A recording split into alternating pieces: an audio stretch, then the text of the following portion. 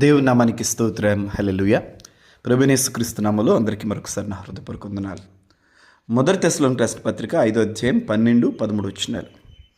మరియు సహోదరులారా, మీలో ప్రయాసపడుచు ప్రభువునందు మీకు పైవారిగా ఉండి మీకు బుద్ధి చెప్పు వారిని మన్నన చేసి వారి పనిని బట్టి వారిని ప్రేమతో మిక్కిలి ఘనముగా ఎంచవలనని వేడుకొనుచున్నాము.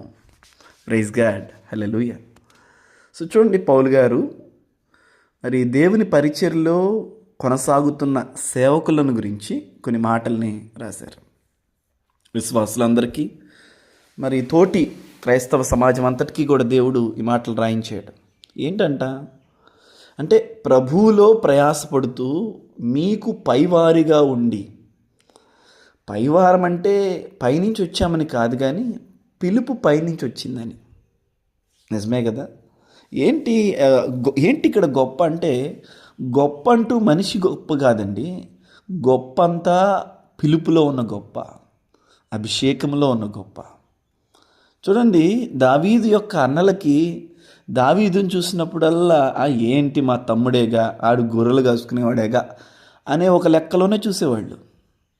బట్ వేర్ డస్ దావీదు స్పెషల్? చెప్పండి, డేవిడ్ ఎక్కడ స్పెషల్? అభిషేకం, అనాయింటింగ్, సపరేషన్. దేవుడు సపరేట్ చేశాడు, దేవుడు అనాయింట్ చేశాడు దావీదుని. అదే. సో మనిషి ఎందుకు పైవాడయ్యాడు, ఎందుకు పైవారిగా ఉన్నారు సేవకులు? Because God called them. దేవుడు వారిని పిలిచాడు. సో ప్రభువులో ప్రయాసపడుతూ మీ పైవారిగా ఉన్న వారిని మన్నన చేసి ఘనముగా ఎంచాలి.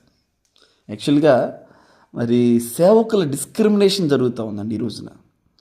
అంటే తక్కువ చేసి చూడటం, తక్కువ చేసి మాట్లాడటం, వాళ్ళలో ఈ మిస్టేకు, వీళ్ళలో ఈ మిస్టేకు, వాళ్ళు ఎలా ఉన్నారు, వీళ్ళు ఇలా ఉన్నారు, వీళ్ళు ఇది చేస్తున్నారు, ఈమెట్లా, వాళ్ళిట్లా, ఆయనలాగా, ఇట్లా సేవకులను వేలెత్తి చూపించే పనిని దేవుడు మీకు అప్పగించలేదనే విషయాన్ని స్పష్టంగా చెప్తాను.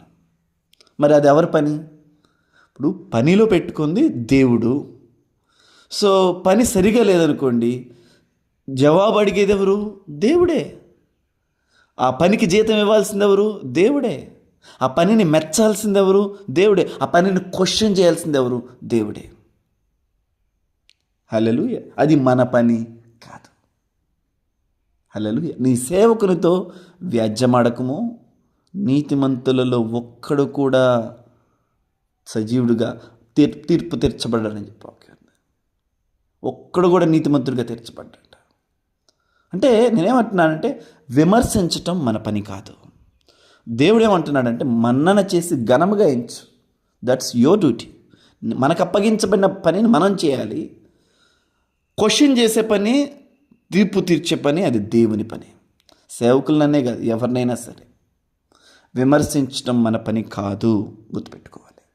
హల్లెలూయా. అందుకని దేవుడు ఇక్కడ మనకు కొన్ని విషయాలు నేర్పిస్తున్నాడు. ప్రభువులో ప్రయాసపడుతూ మీకు పైవారిగా ఉన్న సేవకులను మన్నన చేసి గౌరవించవలనని, ఘనముగా ఎంచవలనని వేడుకొనుచున్నాను. Praise God. చూడండి, ఇది సింపుల్గా అనిపించిన, బట్ ఇట్స్ ఏ కాషియస్, చాలా గమనం కలిగి ఉండాల్సిన విషయం అన్నమాట. కనుక దేవుడు మీ పైన ఉంచిన సేవకులను ఘనముగా ఎంచుతూ, దేవుని మహిమార్థమై మనమందరం కూడా దేవుడు మనకు అప్పగించిన పనిని నమ్మకంగా చేస్తూ తుద వరకు ముందుకు కొనసాగుతాం. Amen. God bless you all.